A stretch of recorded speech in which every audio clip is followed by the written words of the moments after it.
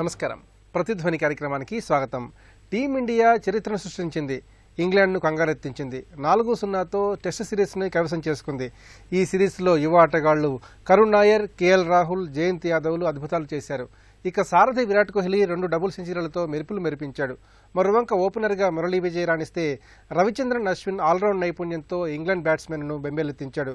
జడేజా అటు బ్యాటింగ్ ఇటు బౌలింగ్లో ప్రతాపం చూపించాడు. వెరసి కోహ్లీ సేన ఇంగ్లాండ్ జట్టును సునాయాసంగా ఓడించింది. ఈ నేపథ్యంలో టీమిండియా సాధిస్తున్న ఘన విజయాలపై ప్రతిధ్వని చర్చను చేపట్టింది. ఈ చర్చలో పాల్గొంటున్న ప్రముఖులు సి వెంకటేష్ గారు, క్రికెట్ విశ్లేషకులు, క్రీడా పాత్రికేయులు; ఎంవి నరసింహారావు గారు, క్రికెటర్, క్రికెట్ కోచ్; కిషోర్ శ్రీరాంభట్ల గారు, క్రికెట్ అంశాల విశ్లేషకులు, క్రీడా పాత్రికేయులు; ఓలేటి శ్రీనివాస్ భాను గారు, క్రికెట్ అంశాల విశ్లేషకులు, క్రీడా పాత్రికేయులు.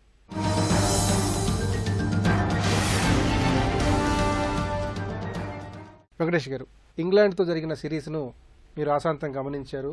ముఖ్యంగా భారత్ జట్టు 4-0తో టెస్ట్ సిరీస్ను కైవసం చేసుకుంది. మరి ఈ సమిష్టి విజయాన్ని మనం ఏ విధంగా విశ్లేషణ చేసుకోవాలి? ఈ ఘన విజయంలో 2-3 అంశాల గురించి మనం ప్రత్యేకంగా చెప్పుకోవాలండి. మొదటిది ఏంటంటే డామినేషన్. మనం సిరీస్ మొత్తం డామినేట్ చేయడం. అంతేకాకుండా ఇటీవల కాలంలో మన టీము వరుసగా 18 మ్యాచెస్లో అజేయంగా నిలవడం, అదొక రికార్డు కూడా. అంతేకాకుండా నెంబర్ 1గా ర్యాంకింగ్ కూడా పొందడం. సో అన్నీ ఏ విధంగా చూసుకున్నా కూడా టీం ఇప్పుడు ప్రపంచంలో ఏ దేశానికి, ఏ టెస్ట్ జట్టుకి తీసుకున్నట్టుగా మనకి కనిపిస్తుంది. రెండోది ఏంటంటే ఈ విజయంలో మనకి విరాట్ కోహ్లీ పర్ఫార్మెన్స్ లేకపోతే అశ్విన్ పర్ఫార్మెన్స్ చాలా బాగా కనబడవచ్చు. అయినా కూడా ఓవరాల్గా ఇది ఒక టీం విజయం, టీం సమిష్టిగా సాధించిన విజయంగా చెప్పుకోవాలి. ఎందుకంటే ప్రతి ఒక్కళ్ళు పర్ఫామ్ చేశారు ఈ విజయంలో. దాంట్లో పలాని వాళ్ళే బాగా ఆడారు, పలాని వాళ్ళు. గతంలో ఏంటంటే ఈ టీం ఒకరిద్దరు వాళ్ళ బ్రిలియన్స్ మీద డిపెండ్ అయ్యేది. కానీ ఇప్పుడు అలా కాదు, ప్రతి ఒక్కరి పర్ఫార్మెన్స్ మనం చూస్తూనే ఉన్నాం. మొదట్లో అశ్విన్ వికెట్లు తీస్తే ఆఖరి టెస్ట్లో జడేజా వికెట్లు తీశాడు. అన్నిటికంటే ముఖ్యంగా మనకి నచ్చిన విషయం ఏంటంటే the performance of our face bowlers. మనకి మొదటి 3 మ్యాచ్ల్లో అయితే ఉమేష్ యాదవ్ అండ్ మహమ్మద్ షమి వాళ్ళు ఆ ఇంటెన్సిటీ మెయింటైన్ చేయడం, మొదట్లోనే వికెట్లు తీసి స్పిన్నర్స్కి ఒక మంచి ప్రెషర్ అనేది క్రియేట్ చేయడం అనేది.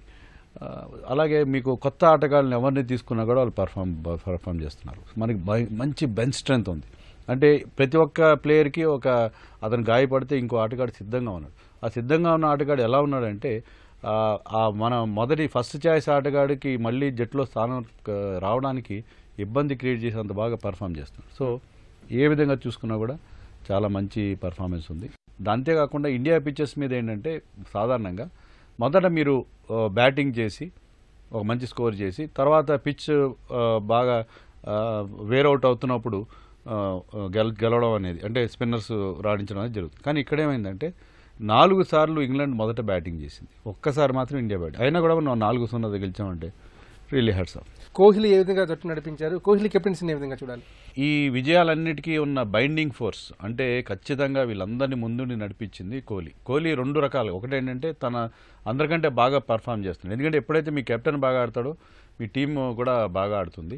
రెండోది ఏంటంటే అందరు ఆటగాళ్ళ నుంచి మంచి పర్ఫార్మెన్స్ రాబట్టడంలో అతను పూర్తిగా సక్సెస్ అవుతున్నాడు. అతని ఏంటంటే ఒక కసి ఉంది.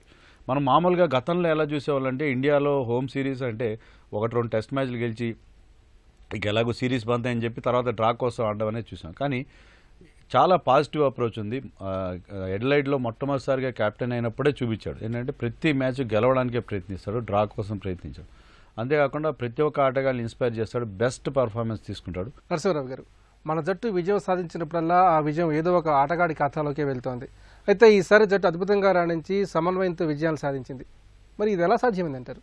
టీమ్ కాంబినేషన్, ఆల్రౌండ్ కాంబినేషన్ ఉంది. కొంచెం మనకి వీక్నెస్ కీపింగ్లో ఉంది. వేరే బౌలింగ్, బ్యాటింగ్లో ఈవెన్లీ మ్యాచ్ ఉంది. ఇంపార్టెంట్ థింగ్ ఏంటంటే మనకి అశ్విన్ ఆల్రౌండర్గా అయినాడు, జడేజా ఆల్రౌండర్ 7-8 కూడా వచ్చి వాళ్ళు 100 చేయగలుగుతున్నారు. సో అది మోస్ట్ అట్లనే వాళ్ళ spin bowling contribution. Important thing ఏంటంటే మన ఫాస్ట్ బౌలర్స్ 140-135 మన వికెట్ల మీద ప్రొడ్యూస్ చేయటం అది ముందు ఎప్పుడు లేకుండింది. ఇప్పుడు మన వికెట్ల మీద వాళ్ళు ప్రొడ్యూస్ చేస్తున్నారు. సో టీం అంటే ఆల్రౌండ్ టీం ఉందండి. ఐ మీన్ 100s ఎంతమంది 100లు చేసినారు చూడండి, అన్ని 100s ఉన్నాయి. మళ్ళీ 5 వికెట్స్ హాల్స్ అన్నీ ఉన్నాయి. సో ఇది కంబైన్డ్ కోహ్లీ లీడర్షిప్ నుండి is blossoming every day. Every match ki tana improvement, every match ki oka leader front nunchi lead చేస్తాడు. And the important thing మా టైంలో ఆడేది ఇప్పుడు అంటే he is తన ఎంఫసైజ్ చేస్తున్నాడు ఫిట్నెస్ చాలా ఇంపార్టెంట్ ప్రజెంట్ గేమ్లో. ఎందుకంటే ఎంత ఫాస్ట్ అయింది, 300 runs 350 runs, మా టైంలో 200 అంటే ఎక్కువ అయిపోతుండే. ఇప్పుడు 300-350 runs ఇన్ అ డే అంటే running between the wickets, rotating the strike, singles తీయటం చాలా ఆ గేమ్ది ఇంపార్టెంట్ ఫ్యాక్టర్ అయిపోయింది. ఇండియన్ టీంని చూస్తుంటే అదొక్కడే వీక్నెస్ ఉంది. ఎక్కడ ఇండియా నుంచి బయట పోయినా ఇప్పుడు మన టీం కోప్ చేయొచ్చు, అంత స్టాండర్డ్ ఉంది. ఇంకా బెంచ్ స్ట్రెంగ్త్ చాలా స్ట్రాంగ్ అయిపోయిందండి. ఇప్పుడు అజింక్య రహానే లేడు, రోహిత్ లేడు, కానీ రాహుల్ ఇప్పుడు రికార్డ్ క్రియేటింగ్, ఈయన మన నాయర్, ఇట్ ఈస్ అంటే బెంచ్ స్ట్రెంగ్త్ చెప్తుంది, మన ప్రిపరేషనే చెప్తుంది దానికి. సో ఇండియాకి ఒక మంచి ఫ్యూచర్ ఉంది. ఇది ధోనిని అంత స్మార్ట్ కీపర్, అంత ఎఫిషియెంట్ కీపర్, కీపింగ్ ఇంపార్టెంట్, స్పిన్నర్కి బౌలర్స్కి కీపర్ ఇంపార్టెంట్. అది మరి ఇంగ్లాండ్ జట్టు తీరుని విధంగా పరిశీలించాలి. మొదటి టెస్ట్ తర్వాత అండి వాళ్ళు టోటల్గా దిగజారిపోయినారు. అది ఇంగ్లాండ్ క్యారెక్టర్ కాదు. అండ్ కెప్టెన్ ఫెయిల్యూర్ వల్ల, కుక్ ఫెయిల్యూర్ వల్ల చాలా కెప్టెన్ ఫ్రంట్ నుంచి లీడ్ చేయాలండి. ఇట్లాంటి 4 months 3 months టూర్ వస్తారు, చాలా స్ట్రెస్ అయిపోతుంది ఊడుతుంటే, ట్రావెలింగ్ అన్నది ఇది వేరే ఆస్పెక్ట్లో. బట్ కెప్టెన్ పర్ఫార్మెన్స్, కెప్టెన్ ముందు నుంచి డెలివర్ చేస్తుంటే వేరే వాళ్ళు ఫాలో అవుతారు. కిషోర్ గారు, ఇంగ్లాండ్తో జరిగిన సిరీస్లో విరాట్ కోహ్లీ కెప్టెన్గా భారాన్ని వహిస్తూనే బ్యాటింగ్లో కూడా అద్భుతంగా రాణించాడు. మరి కోహ్లీ ప్రతిభా పాఠం వల్ల ఏ విధంగా చూడాలంటారు? క్రికెట్ భారతంలో విరాట పర్వం మొదలైందని చెప్పొచ్చు. 18 టెస్టులు ఇప్పటి వరకు అన్డిఫీటెడ్గా ఒక కొత్త రికార్డ్ ఎస్టాబ్లిష్ చేయడం కాకుండా కంప్లీట్గా తను ప్లేయర్గా లీడింగ్ బై ఎగ్జాంపుల్, అదే రకమైన తనలో ఉండే ఆ కసి మిగతా అందరిలో రిఫ్లెక్ట్ అయ్యే పరిస్థితి కల్పించడం, ఎమోషనల్ అవుట్ బర్డ్స్ ఏమైనా ఉన్నా సరే వాటిని ఒక పాజిటివ్ ఎనర్జీ కింద కన్వర్ట్ చేయడం, ఆ డైనమిజం. ఇంతకుముందు ఇండియన్ క్రికెట్లో మనకు కనబడిన అగ్రెషన్, ఆ యాటిట్యూడ్, అది Kohli is a new generation cricketer అని చెప్పుకోవాలి. 21st century ఇంకా ముందరికి క్రికెట్ను తీసుకువెళ్ళడానికి చేసే ప్రయత్నంలో భాగంగా కోహ్లీ ఆ సక్సెస్ మనకు చూపిస్తున్నాడని చెప్పుకోవాలి.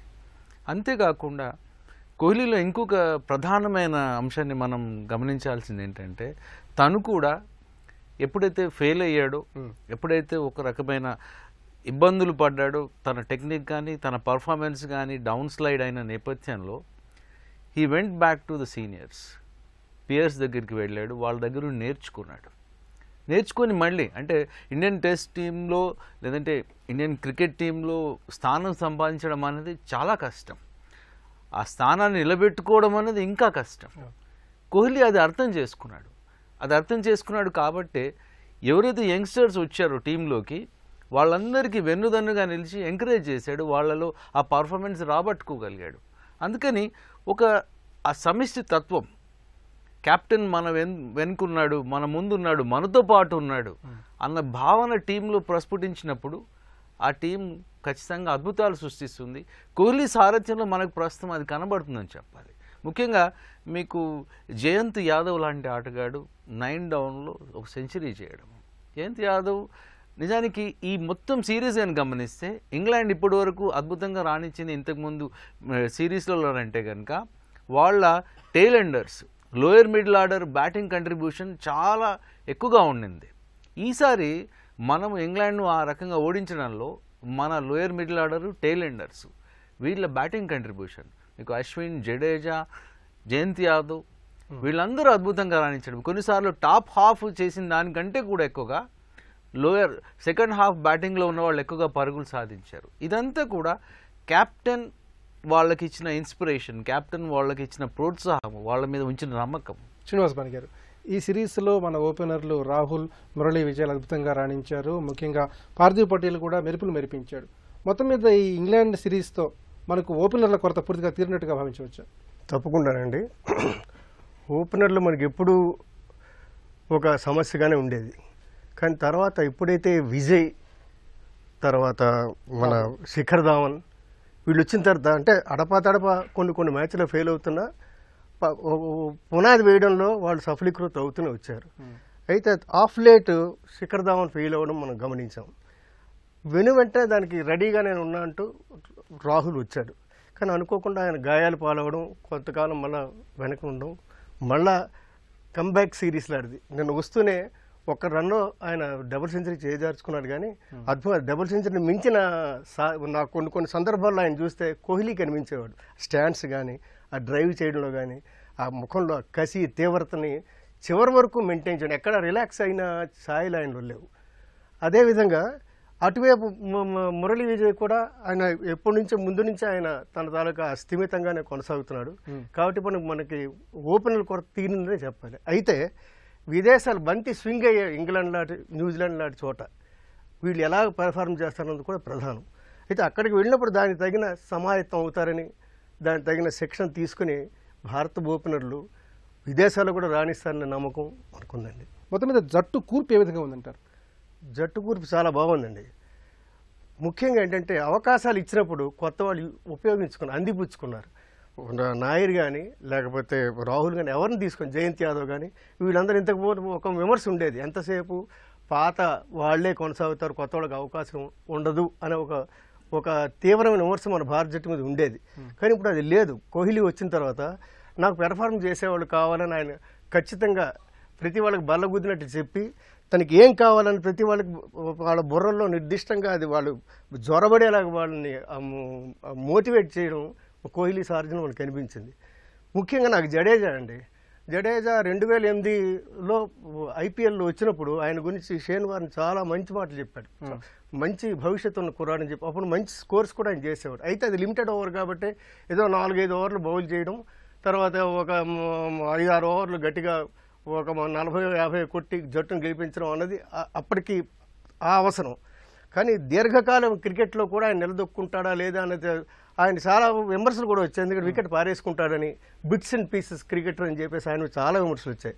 మీరు ఎప్పుడైతే కోహ్లీ సారథ్యంలో జడేజా వచ్చాడో మీరు చూడండి, గత అన్ని మ్యాచ్ల్లో ఆయన పెర్ఫార్మెన్స్ చాలా బాగుంది. దాని తాలూకు ఫలితం ఇవాళ మన చెన్నైలో 7 వికెట్ సాధన ద్వారా మనకు కనిపించింది. అవసరం వచ్చినప్పుడు హాఫ్ సెంచరీ చేసి మొన్న కూడా 90 దగ్గర 100 చేయాల్సింది అనవసరంగా వికెట్ పారేసుకున్న విమర్శ కూడా ఆయన మీద వచ్చింది. కోహ్లీ సారథ్యంలో మొత్తం జట్టు అంతా బాగా వెళ్ళిందండి. ఇంగ్లాండ్ పరిస్థితి దీనికి పూర్తిగా భిన్నం. వెంకటేష్ గారు, ఇప్పుడు ఆడుతున్న కొత్త తరం జట్టును పాత తరం జట్టుతో ఎంతవరకు సరి పోల్చవచ్చు అంటారు? కంపారిజన్స్ ఎప్పుడు చాలా కష్టమైన విషయం అండి. ఎందుకంటే పాత తరం అంటే నిన్నగాక మొన్న రిటైర్ అయిన సచిన్ టెండూల్కర్, లక్ష్మణ్, ద్రావిడ్, సౌరవ్ గంగూలీ, వీరేంద్ర సెహ్వాగ్, అలాగే బౌలింగ్ విషయానికి వచ్చి జహీర్ ఖాన్, హర్భజన్ సింగ్, వీళ్ళతో ఈ కొత్త తరాన్ని పోల్చడం అనేది కొంచెం కష్టమైన విషయం. ఎందుకంటే వాళ్ళు చాలా ఒక 2 దశాబ్దాల పాటు జట్టులో కొనసాగారు, కన్సిస్టెంట్గా ఆడడం అనేది మనం చూసాం. సో అవన్నీ దిగ్గజాలు వాళ్ళు.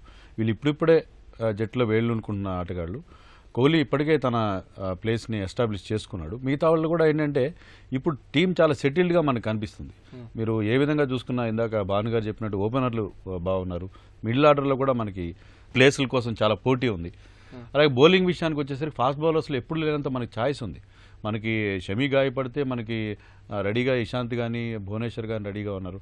అలాగే ఉమేష్ యాదవ్ మంచి వేగం. వీళ్ళందరూ కూడా పోటీ ఉండడం వల్ల ఏంటంటే ఒళ్ళు దాచుకోకుండా అందరూ 140 టచ్ అవుతున్నారు. పుజారా కూడా బాగా రాణించాడు. సో పుజారా రాణిస్తున్నాడు మనకి. సో ఏ విధంగా చూసుకున్నా మనకి టీం చాలా బాగుంది. ఒక్కటేంటంటే క్యాచింగ్ ఏమాత్రం బాగాలేదు. క్యాచింగ్ విషయంలో ముఖ్యంగా క్లోజింగ్ ఫీల్డర్స్, మన పక్కన నరసింహారావు గారు ఉన్నారు, ఆయన క్లోజింగ్ క్యాచింగ్లో ఎక్స్పర్ట్ ఆయన.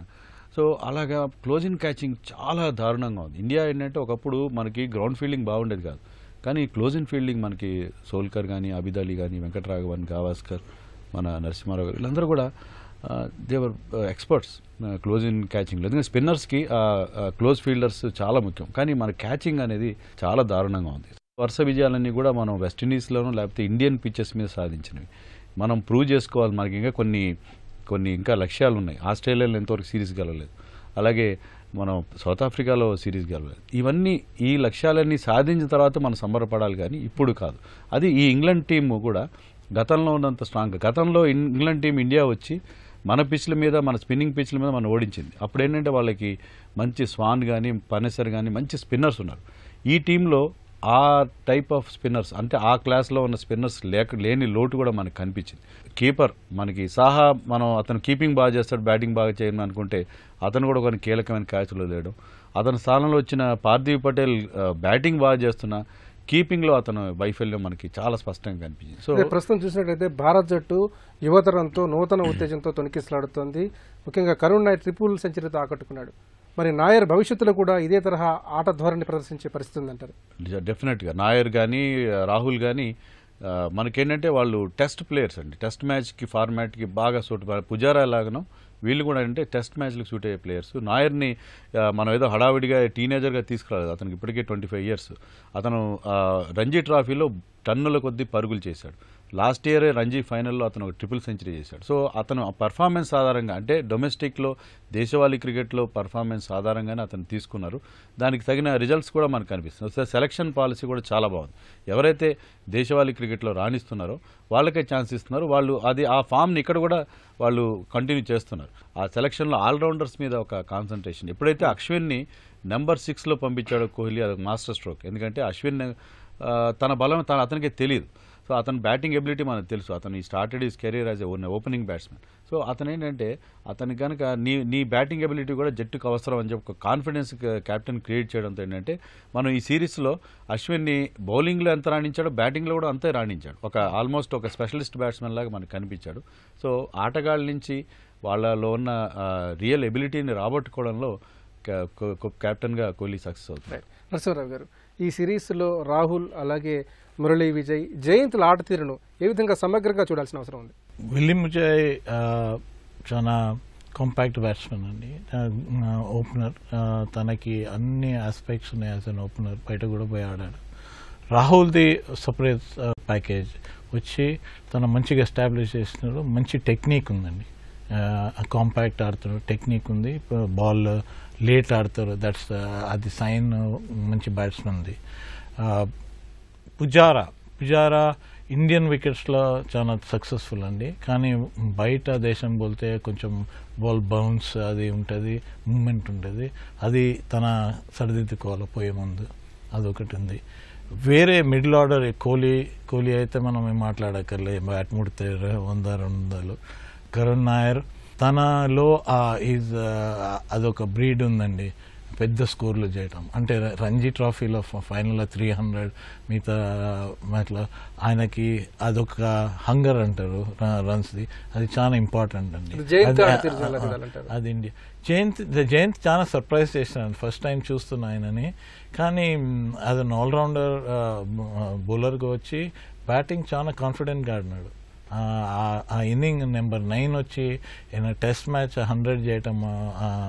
ఇంగ్లాండ్ ఏమంత ఆర్డినరీ బౌలింగ్ సైడ్ కాదండి. బికాస్ వాళ్ళ fast bowlers, even spinners, Ali, మన వాళ్ళది బ్యాటింగ్ టెక్నిక్, మన వాళ్ళది స్ట్రోక్. మేము ఇండియన్స్ రిస్టీ అంటారు కదా, మోస్ట్లీ మనది on side play which is very important అనమాట స్పిన్నర్స్ అగేన్స్ట్. ఎందుకంటే బాల్ టర్న్ అవుతుంటే పిచ్ ఆఫ్ ద బాల్ పోయి ఆన్ సైడ్ కొట్టడం, అది మన స్పెషాలిటీ. టోటల్ సెటప్ మన కాంబినేషన్ ఆఫ్ ద టీమ్ ఇప్పుడైతే చాలా బ్యాలెన్స్డ్ ఉందండి. అండ్ బెంచ్ కూడా మన బెంచ్ బ్యాలెన్స్డ్ ఉంది. కిషోర్ గారు, అనిల్ కుంబ్లే అలాగే హర్భజన్ తర్వాత మన జట్టుకు స్పిన్నర్ల కొరత విపరీతంగా ఏర్పడింది. అశ్విన్తో పాటు జడేజా, జయంత్లు కూడా రాణిస్తున్నారు. మొత్తం మీద వీరి ముగ్గురు దృష్ట్యా చూసినట్లయితే స్పిన్నర్ల కొరత మనకు పూర్తిగా తీరినట్టుగా భావించవచ్చు. స్పిన్నర్ల కొరత తీరినట్టే అనుకోవాలి ప్రస్తుతానికి. ఎందుకంటే ఈ సిరీస్లో అశ్విన్ 28 వికెట్లు, జడేజా 24 వికెట్లు. జయంత్ తన వైపు నుండి కంట్రిబ్యూషన్ బాగా చేశాడు. కోచ్గా కుంబ్లే పోషించిన పాత్రను కూడా మనం ఖచ్చితంగా చెప్పుకోవాలి. ముఖ్యంగా జడేజా లాంటి ఆటగాడికి అంటే ఈరోజు మ్యాచ్లో 7 వికెట్లు తీయడంలో కూడా కుంబ్లే పాత్ర ఖచ్చితంగా ఉండి తీరుతుంది. Of course Ashwin he has been a top performer on Indian soil. కానీ Jadeja supporting cast plus Jayant Yadav లాంటి స్పిన్నర్, వీళ్ళు రాణించడం వెనుక కుంబ్లే పాత్ర ఉంది. సేఫ్ హ్యాండ్స్లో ఉంది మన స్పిన్ డిపార్ట్మెంట్ అని అంటే ఇక్కడ ఇంగ్లాండ్ నుండి మనం కొన్ని పాఠాలు నేర్చుకోవాల్సిన అవసరం ఉంది. ముఖ్యంగా ఇంగ్లీష్ క్రికెట్, అక్కడ పూర్తిగా పేస్ అండ్ బౌన్సీ ట్రాక్స్ పైన క్రికెట్ ఆడుతూ ఉంటారు. అలాంటప్పుడు ఈ విజయం ఏదైతే ఉందో దీంట్లో మనం విదేశాలకు పోయినప్పుడు మన స్పిన్నర్లు ఒక మంచి విజయాలు మనకు అందించాలన్నా కూడా మన బ్యాట్స్మెన్ కానీ మన బౌలర్లు పర్టికులర్గా పేస్ విభాగము పేస్ ఫ్రెండ్లీ వికెట్స్ పైన మన డొమెస్టిక్ క్రికెట్ను మరింత పటిష్టపరచుకోవాల్సిన అవసరం ఉంది. శ్రీనివాస్ బాణి గారు, ఈ టెస్ట్ సిరీస్తో మన భారత క్రికెట్ భవిష్యత్తు పూర్తిగా భరోసా కల్పించిందని చెప్పి క్రికెట్ దిగ్గజాలు విశ్లేషిస్తున్నారు. మొత్తం మీద స్వదేశంలో మన జట్టు రాణించినట్టుగానే విదేశాల్లో కూడా రాణించాలంటే ఎలాంటి ప్రత్యేకమైన అంశాలపై మన జట్టు దృష్టి పెట్టాలి? భారతదేశ పరిస్థితులు అనేవి ఉపఖండంలో ఒక ప్రత్యేకమైన పరిస్థితులు అండి. ప్రతి వాళ్ళు కూడా అదే మనం విమర్శించేది కూడా అదే. ఎంతసేపు మీ పెరట్లో మీరు గెలుస్తారు తప్ప ఇంకో చోట మీరు రాణించలేరు అన్న విమర్శ మన మీద ఉంది. అంతేకాదు మన గడ్డ మీదకి వచ్చి మనం ఓడించిన సందర్భాలు కూడా గతంలో మనం చెవి చూసాం. దీనికి భిన్నంగా వెళ్ళాలంటే వారు అన్నట్లుగా మనం ముందు విదేశాల పరిస్థితికి అనుగుణంగా మన ఫాస్ట్ బౌలర్స్ని తయారు. ఇప్పటికి మన ఫాస్ట్ బౌలర్స్ చెప్పాలంటే మునపటికన్నా చాలా బాగున్నారండి. రాబోయే దాంట్లో మనకి బాగా స్వింగ్ చేసే భువనేశ్వర్ ఉన్నాడు, బుమ్రా లాంటి వాళ్ళు ఉన్నారు, తర్వాత శ్రావణ్ ఉన్నాడు, తర్వాత అఫ్కోర్స్ మన షమీ మిగతా వీళ్ళందరూ ఉన్నారు. సో వీళ్ళందరితో మనం తప్పకుండా ఒకప్పుడు జహీర్ ఖాను, తర్వాత ఆర్పి సింగ్, వెంకటేష్ ప్రసాద్, శ్రీనాథ్ ఎలాగ అద్భుతాలు సాధించారో మన విదేశాల్లో వీళ్ళ సహాయంతో మనం చేయొచ్చు. కానీ ఇటొచ్చి నరసింహ గారు చెప్పినట్టు స్కోర్ బోర్డు మీద తగినన్ని పరుగులు ఉండాలి. పరుగులు ఉన్నప్పుడు మన బౌలర్లు ఏదైనా చేయగలుగుతారు.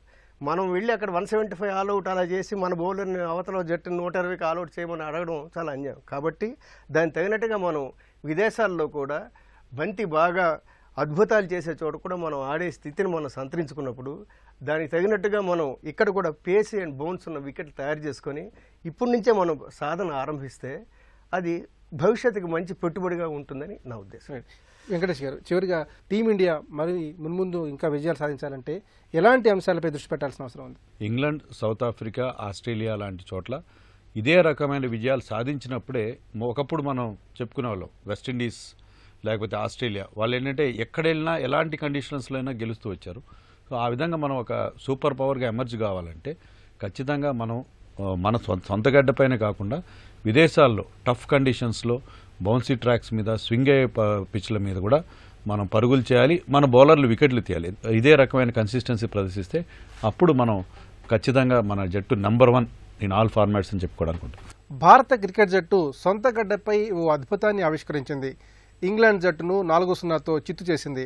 బ్యాటింగ్లో కోహ్లీ, మురళీ విజయ్, పుజారా, కరుణ్ నాయర్, రాహుల్, జయంత్ వంటి యువ ఆటగాళ్లు మెరుపులు మెరిపించారు. బంతితో అశ్విన్, జడేజాలు విశేషంగా రాణించారు. భవిష్యత్తులో భారత జట్టు ఇలాగే రాణించాలని ఆశిద్దాం. ఇది నేటి ప్రతిధ్వని.